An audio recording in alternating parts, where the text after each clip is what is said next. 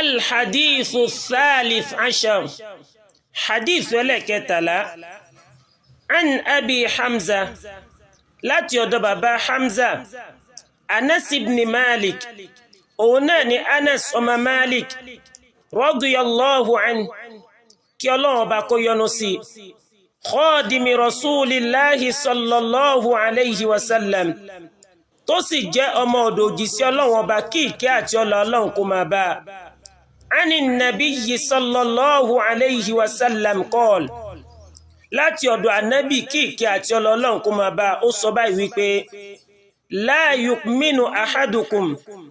ẹnì kọ̀ọ̀kan yìí tí gbàgbọ́ hatta yuhibba li akhihi títí tí ó fi fẹ́ fún ọmọ ìyá rẹ̀